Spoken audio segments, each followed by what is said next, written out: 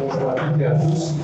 C'est un très grand plaisir pour moi d'être parmi vous et je voudrais en tout cas remercier très sincèrement les organisateurs de cette journée, Sylvie, Gilles, de m'avoir invité, m'avoir fait l'honneur en tout cas de proposer cette séance inaugurale. C'est vraiment un très très grand plaisir. Merci encore. Alors, ce que je voudrais dire, c'est que quand on me l'a proposé, il y a déjà presque 12 ans, je me suis demandé ce que j'allais en fait vous parler, parce que j'interviens pour pas mal d'heures dans le DUEPP, donc ça veut dire que je vais quand même parler d'un peu d'autres choses que ce que j'ai l'habitude de parler. Et donc finalement, j'ai choisi de faire quelques réflexions sur l'exécution des exercices et les choix d'une méthode d'entraînement. Je pense que c'est important parce que quelque part, choisir un exercice c'est bien, mais aussi c'est après pouvoir l'exécuter correctement. Donc la première partie de mon exposé sera centrée sur cela.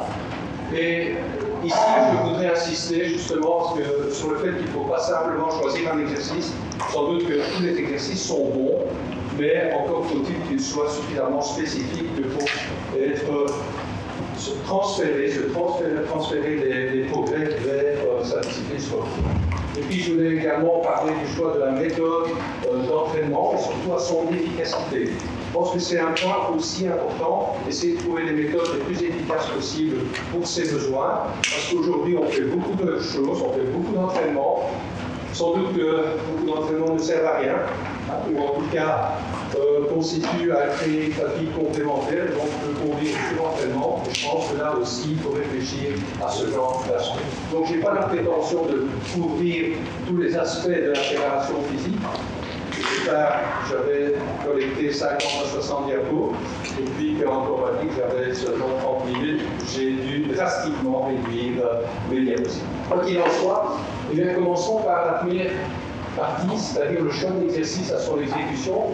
Alors j'ai envie de parler des échelles de rythme et d'agilité qui sont très utilisés dans à peu près tous les sports. Et forcément, l'objectif ici, c'est d'améliorer son rythme, sa fréquence gestuelle, la pose des appuis au sol dans un certain équilibre, donc c'est l'agilité. Et forcément, c'est une méthode certainement très intéressante, c'est un outil très intéressant. Pourtant, quand on regarde ce qui se passe sur le terrain, et parfois quand je vois des professionnels de football, je me dis très sincèrement, quand je les vois travailler, que ça ne sert pas à grand-chose. Alors on peut toujours considérer que ça sert à l'échauffement, mais le transfert, si on ne se donne pas à fond dans cet exercice-là, ça n'a aucun sens de le réaliser. Et je suis tombé sur cette photo qui illustre bien ce que l'on voit parfois, ce jeune joueur certainement très concentré, comme vous le voyez, qui est techniquement très mal placé pour faire son exercice. Il regarde le sol, il n'y a pas d'alternance bras-jambes, les genoux serrés à peine du sol. Alors certainement qu'il a l'impression de faire un travail de fréquence, mais un travail de fréquence qui n'est pas, je dirais, spécifique par rapport à ce que l'on voit sur le terrain. Et souvent, dans la pratique, je dirais, de jeu normal, et souvent, qu'est-ce qui se passe? On vient buter avec son pied au sol, son plante de pied, et plutôt que d'avoir une traction poussée, ou à tout le moins de pousser ce que l'on rencontre dans les premiers démarrages, ici, au contraire, on se retient quelque part, et donc le transfert est certainement médiocre après cet exercice. Et forcément, quand on regarde cette exécution, même si on ne voit pas le haut du corps, on voit déjà que ce joueur est plus équilibré, il a une alternance bras-jambes, il est relâché, et les genoux se lèvent un peu plus haut, et il peut très bien chercher une fréquence élevée dans ce genre de situation. Donc le souci technique est important, mais je voudrais insister sur le fait que le dispositif que l'on met en place, bien souvent, va conduire automatiquement à un geste plus correct. Et dans le cas de figure, ici, mettre un bâton sur 2 plombs, on va avoir des petits pieds, et elle va déjà obliger le joueur à lever un peu plus les genoux, et on va pouvoir se concentrer alors sur la fréquence gestuelle, déjà dans un positionnement qui est meilleur, et en donnant l'une ou l'autre instruction plus précise pour améliorer la performance. Le deuxième point que je voulais évoquer par rapport à l'exercice, c'est le travail de de survélocité qu'on utilise très souvent dans certains sports. En fait, à l'origine, dans les années 60, on parlait de limitation dans la fréquence gestuelle due à une barrière de vitesse. Notre cerveau n'était pas capable, quelque part, de dépasser, je dirais, un certain niveau de fréquence. Et donc, on a essayé de casser cette barrière de vitesse. Aujourd'hui, on parle, j'ai vu en regardant sur Internet pour trouver quelques photos, de hacker son cerveau avec la survitesse. Donc ça, c'est le terme à la mode, bien entendu. Et donc, on a mis en place, les entraîneurs ont mis en place différentes modalités ou dispositifs, notamment le sprint en descente, mais pour les techniciens, on sait très bien que, encore une fois, le placement n'est pas très bon. Et donc, on a évolué, et aujourd'hui, ça se pratique encore, où on se lance en fait en descente, et puis on passe sur le plat, en essayant justement de pouvoir maintenir cette vitesse supérieure. La transition entre la descente et le plat est souvent difficile parce qu'on a tendance à s'écraser à ce moment-là. Mais d'autres méthodes ont été mises en place. Je pense notamment à la traction par une moto, ça peut vous étonner. Enfin, pour la petite histoire, Jacques Bordet, que vous avez déjà entendu parler, le père entraîneur des jumeaux qui performent sur 400 mètres depuis pas mal d'années, et bien s'entraînait derrière une moto. On aurait même été le filmer pour faire une analyse biomécanique de cette situation de survitesse. Et là aussi, pour la petite histoire, celui qui le traitait, c'est un certain Stéphane Mertens, qui était un bon joueur de centimètre à l'époque, mais qui est devenu par la suite champion du monde en enduro, et vice-champion du monde je ne sais plus comment on l'appelle maintenant, mais où on passe à la fois sur la piste et puis sur des terrains un peu plus, qui peut penser quasiment à des motocross. Non, ça fait pas comme ça, mais peu importe. Mais donc, pour dire qu'ils étaient, après, arrivés à un plus haut niveau en moto, et donc finalement, c'était quelqu'un qui avait une certaine dextérité, parce qu'il ne fallait pas traîner ensuite au sol du tracteur, donc il faisait ça avec beaucoup de délicatesse. Mais par la suite, il est forcément dépassé avec les tractions d'un partenaire, notamment avec un élastique pour commencer, pour celui qui tractait, communiquait de grande vitesse à celui qui était tracté, mais évidemment, il fallait que ça n'allait que dans un sens, le meilleur qui tirait les autres. Et puis, très rapidement, on a mis en place des systèmes avec une poulie mobile. Par exemple, la tête tractée était tirée via une corde qui passait sur une poulie qui était située au niveau des hanches et des ceintures. Et la corde peut alors se fixer à un point d'appui où, de manière plus raisonnable, c'était l'entraîneur qui tenait la corde pour pouvoir ajuster cette vitesse. Et l'intérêt de la méthode, c'est que l'athlète tracteur, je dirais, donnait une vitesse, tractait l'autre athlète à une vitesse double que sa propre vitesse. Donc, en ayant simplement une course à 5 mètres par seconde, qui est très lente finalement, eh bien, il communiquait 10 mètres par seconde à celui qui était tracté. Donc ça, c'était un système qui a été pas mal utilisé. Puis aujourd'hui, il y a des systèmes motorisés qui permettent de mieux contrôler la vitesse. Et ici, notamment, cette fille s'entraîne avec ce genre de système. Alors, bien entendu, encore d'autres méthodes pour essayer d'atteindre cette fréquence gestuelle extrêmement importante. Il y en a qui trouvent sur tapis roulant, mais aussi il y a des méthodes ici plus naturelles, mais encore faut-il trouver la situation et puis la planification de ce genre de séance est un peu plus aléatoire, bien évidemment, mais bon, je suis sûr que lui aussi fait la survélocité dans ces conditions. Alors plus sérieusement, maintenant, dans les années 80, quand ce genre de survélocité était vraiment étudié, eh bien, on a eu les premiers à avoir fait, c'est Bosco, un scientifique, et Vittori, qui était un entraîneur de sprint italien, notamment de Ménéa, eh bien, ont testé, je dirais, les différences au plan des caractéristiques des foulées, la longueur des foulées, la fréquence, mais aussi les temps de contact au sol pour une course à vitesse maximale, sans être tracté. Ce sont les points noirs que vous voyez, ou les symboles qui sont noircis, et puis à vitesse supramaximale, ce sont les symboles ouverts que vous pouvez le reconnaître sur la droite de cela.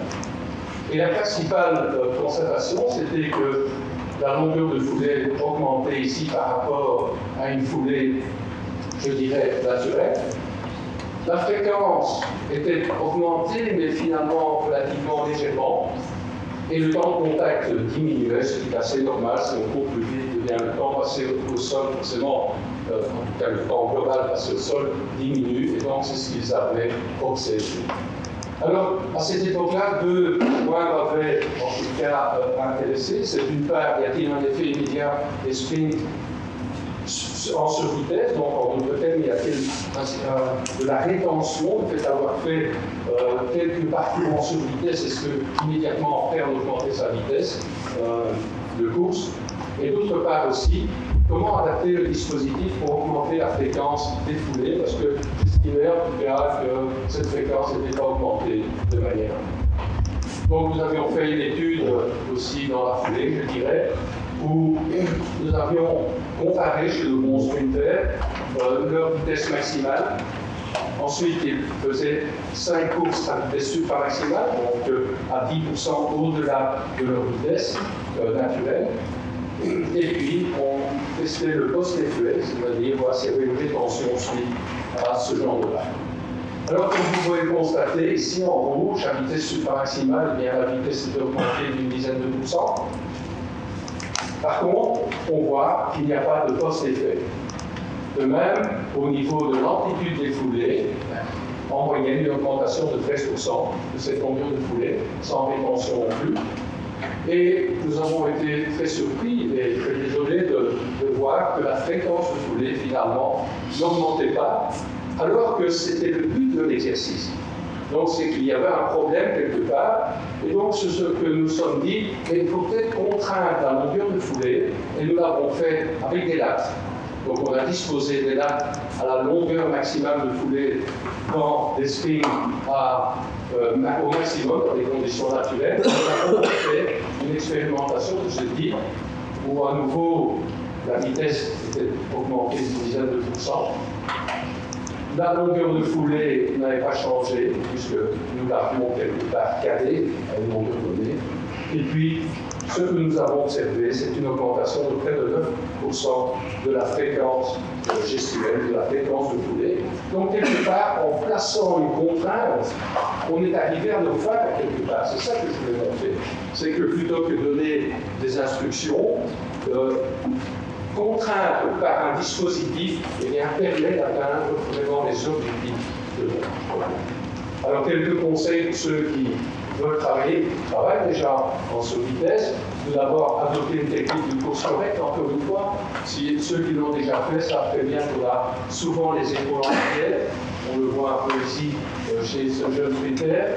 On attaque du talon parce qu'on est plutôt en freinage plutôt qu'en traction poussée dans ces conditions-là. On voit déjà l'attitude différente de la jeune athlète ici qui est beaucoup mieux positionnée. Ajouter des lattes au sol ou autre chose pour contraindre la longueur des foulées et augmenter vraiment la fréquence. Et aussi, il faut être conscient que plus la vitesse est élevée, plus c'est difficile à gérer. C'est l'aspect technique, donc ne dépassez pas de plus de 5 à 10%.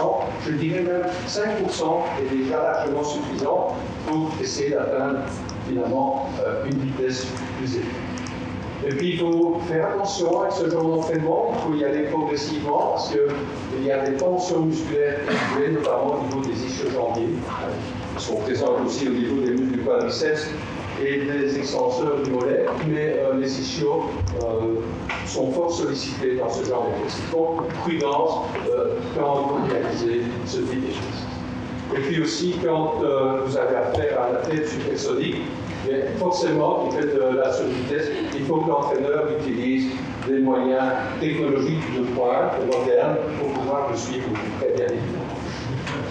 J'imagine pas Usain Bolt réaliser ce genre de travail. Je ne sais pas si le travail le réalisait réellement, mais enfin, ça devait être quand même assez impossible. Troisième aspect sur le choix d'exercice, c'est le travail contre-résistant, donc un peu opposé à cette survitesse, où on va utiliser ce genre d'exercice pour assurer une transition entre le travail de force explosive que l'on fait en salle de musculation, vers les besoins de sa discipline sportive, et en l'occurrence ici les premiers appuis, la sortie des blocs ou la phase de démarrage, si vous voulez, qui est également présente dans d'autres sports que l'athlétisme. Et dans ce cas-ci, là aussi, il y a plusieurs modalités qui sont utilisées. Le premier que j'appelle souvent l'outil du pauvre, c'est-à-dire faire des spés en montée pour une pente, et puis voilà, on essaie de faire un travail de puissance spécifique dans ces conditions-là, en fonction de changer la pente en fonction de la phase d'accélération que l'on entraîne. Forcément, ce n'est pas suffisant. Et donc aujourd'hui, soit on utilise la résistance d'un partenaire, de retenir avec une ceinture et une corde des premiers appuis, là aussi c'est quelque chose de peu précis forcément.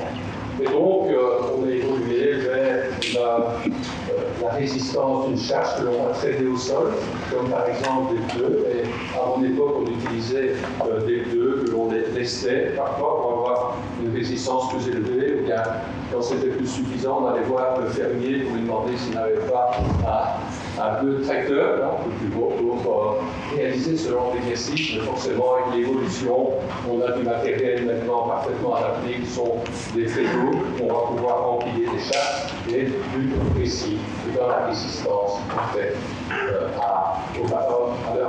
au sol. Bien sûr, il y a aussi l'utilisation du parachute aujourd'hui.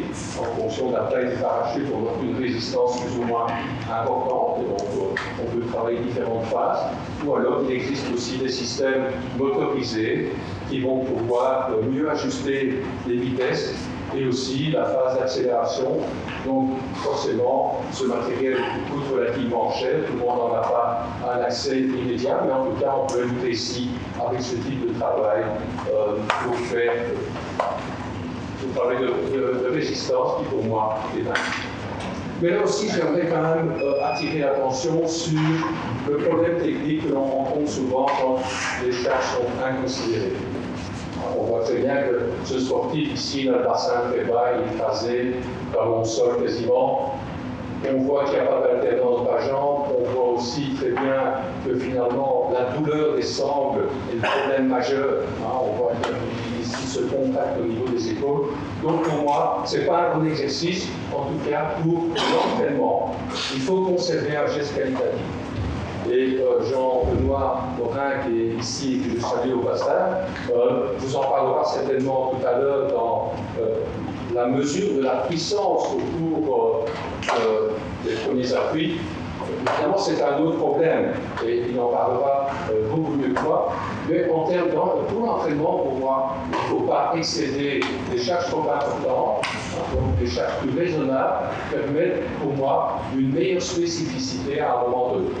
Et la véritable question qui se pose, et je pense que c'est quelque chose où je n'ai pas une idée tranchée par rapport à ça, mais ne faut-il pas envisager l'entraînement de la force explosive à charge, entre guillemets, lourde, plus lourde, en salle de musculation, plutôt que de pouvoir absolument la faire sur le terrain dans un exercice qui, oui, est plus ou moins spécifique, mais il y a différents facteurs de la spécificité qui sont pas pris en compte.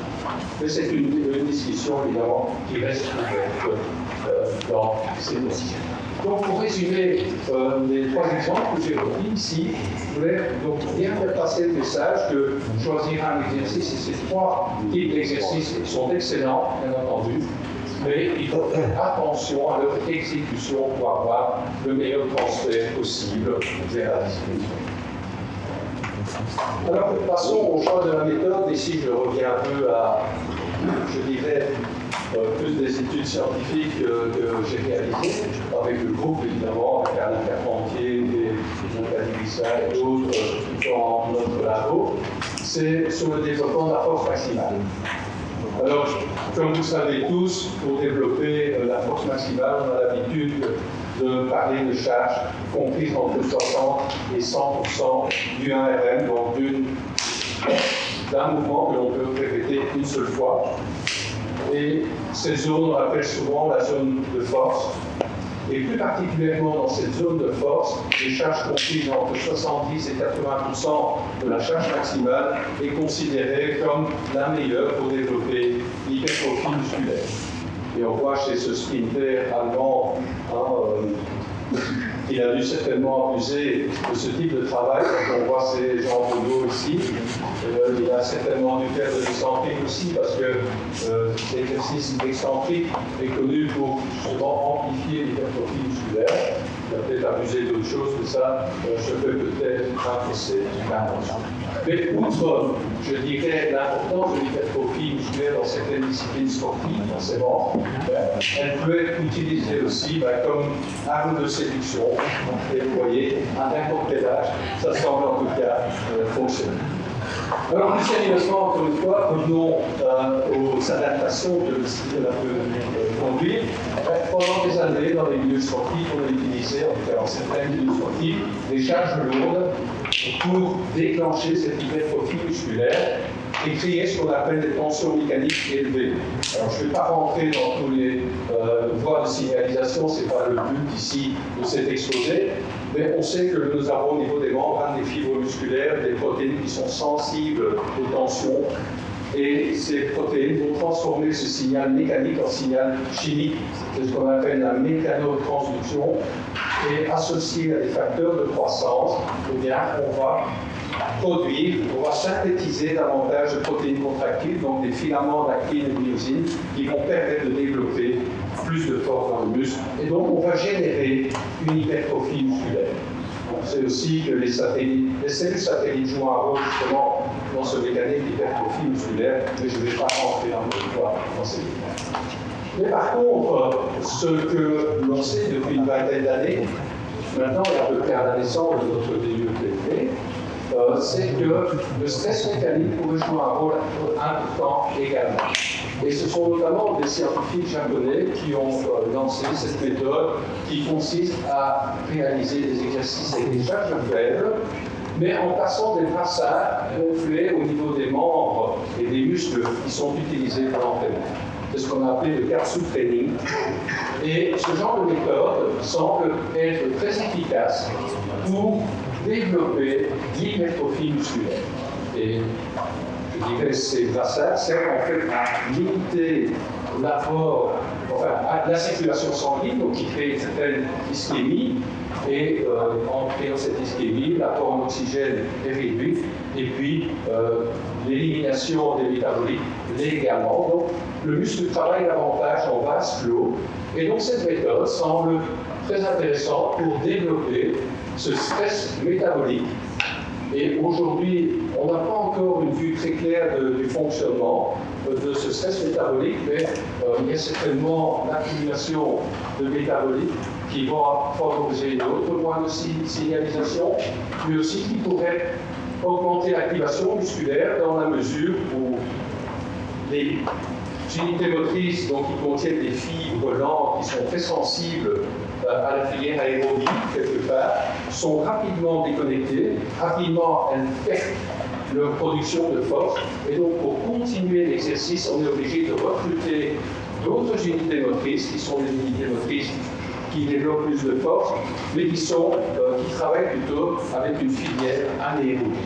Et donc, quelque part, certains pensent qu'avec ce genre d'activation, on va pouvoir favoriser l'hypertrophie, notamment l'hypertrophie des unités motrices et des fibres musculaires, des puissances, celles qui développent.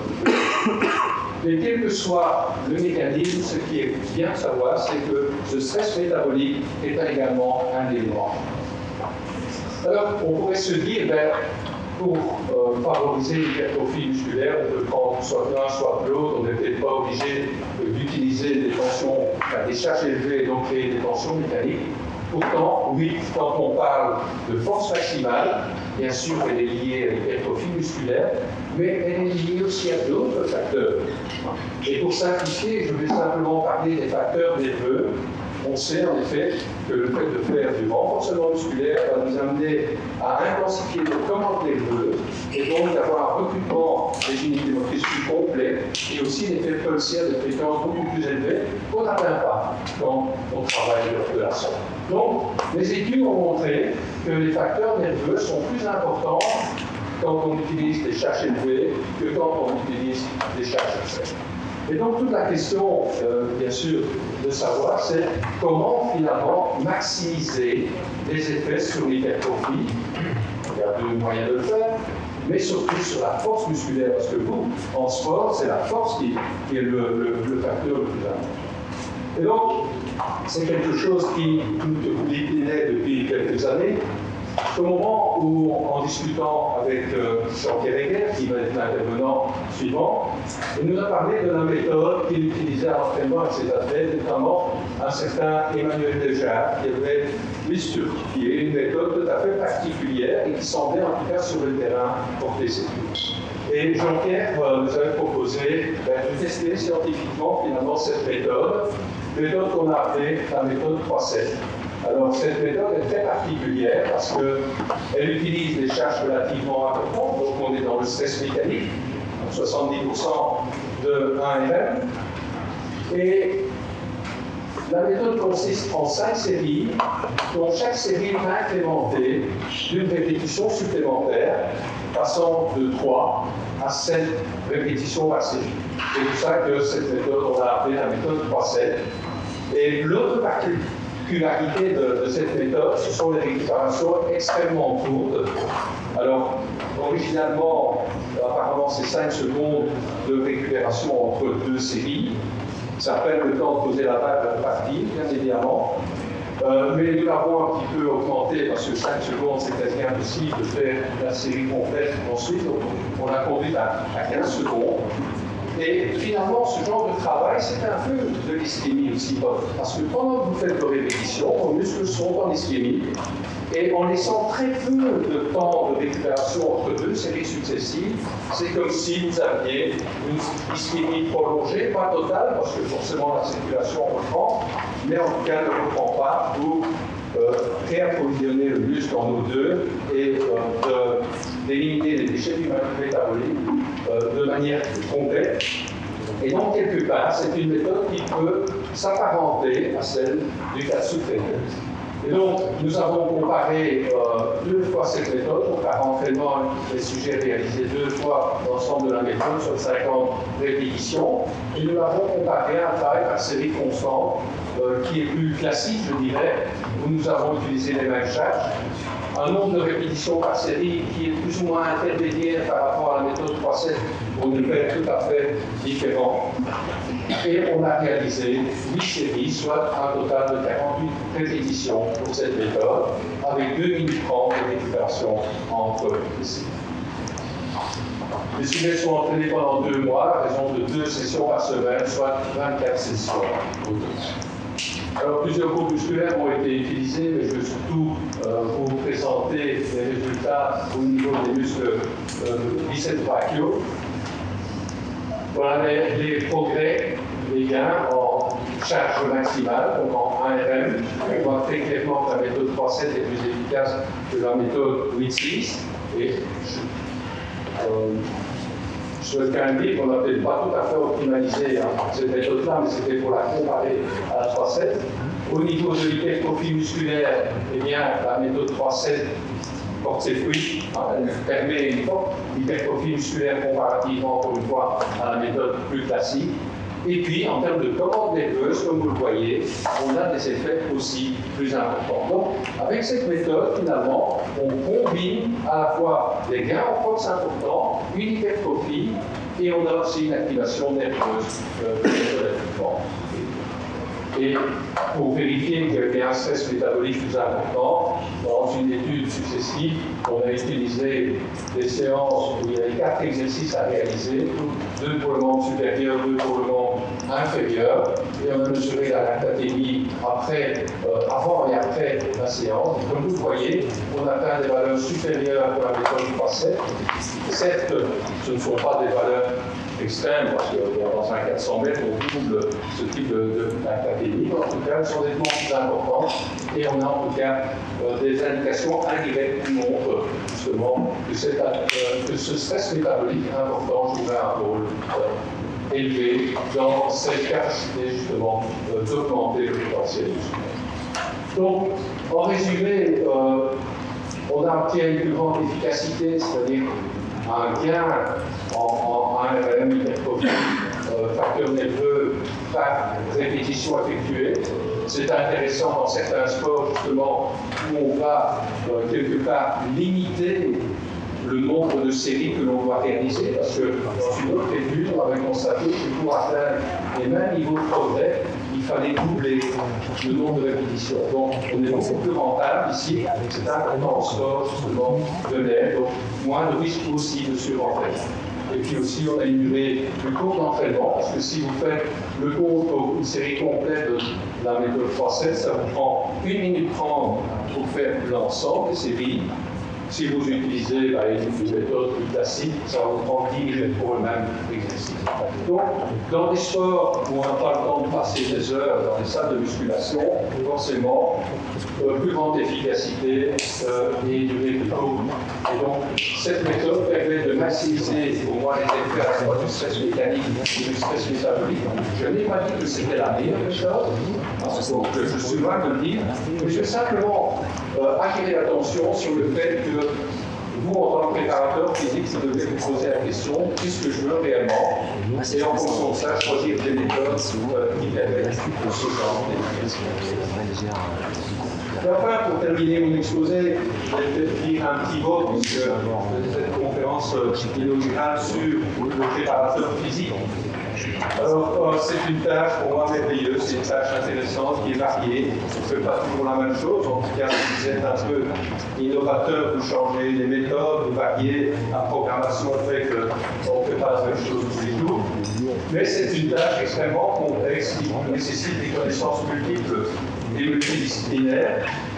Si je prends simplement ici quelques éléments, vous devez être compétent en physiologie appliquée, vous devez être compétent en biomécanique, vous devez avoir des compétences au niveau des filières énergétiques, de la méthodologie de l'entraînement, de ce que je viens d'évoquer aujourd'hui. Vous devez avoir des compétences en nutrition, même si forcément vous n'êtes pas un nutritionniste ou un diététicien, et souvent dans les grosses équipes il y en a un, mais vous devez en tout cas pouvoir faire la relation avec ce que vous faites à l'entraînement et ce genre de compétences. Vous êtes en relation avec le médecin lors des blessures, donc il faut aussi pouvoir parler de certains aspects et connaître certains éléments d'anatomie, de physiologie. Vous devez également être en contact avec le kinésithérapeute, notamment dans la réathlétisation, savoir ce qu'on peut faire, etc. Donc, c'est un métier extrêmement complexe pour moi, qui doit également être en relation avec le psychologue. Et donc, parce que souvent le préparateur physique est un peu un confident aussi, donc quelque part il y a des relations qui doivent être extrêmement intimes, et d'autre part aussi avec le coach principal qui s'occupe bien sûr d'autres aspects techniques, tactiques, stratégie, match, etc. Mais il faut certainement une bonne relation pour pouvoir combiner les séances de préparation physique aux séances de préparation technique. Et donc c'est un métier de relations humaines, d'humilité, et Martin Péchet en parle dans son livre aujourd'hui justement, où quand on travaille avec des stars, comme il le faisait au PSG, forcément c'est pas facile tous les jours, il faut être humble et pas faire croire à ces stars que vous savez beaucoup plus qu'eux et que vous leur imposez votre vue. Il faut parfois être un peu en arrière et essayer de faire passer des messages de manière un peu plus discrète, faire preuve de beaucoup d'application. Et puis, de ne pas oublier, on parlait des rouages tout à l'heure, justement, de mettre un peu plus dans les rouages pour que les choses. Et bien, c'est la tâche du préparateur physique, donc c'est une tâche complexe. Pour ceux qui se sont lancés dans ce domaine-là, eh bien, vous allez la découvrir. Et donc, voilà, c'est tout le courage que je vous souhaite et tous mes vœux de succès pour la promotion certainement 2022. J'espère que vous trouverez votre voie, votre chemin dans ce que j'appelle le détail de la préparation. J'ai bien aimé. Donc, persévérer en tout cas pour trouver ce chemin, je pense que c'est une chose à apprendre. Et puis pour le DU, je voudrais souhaiter bon anniversaire et longue vie à notre DUEPP et avec un petit clin d'œil de la part de notre humoriste favori. Voilà, Philippe. Merci pour votre attention.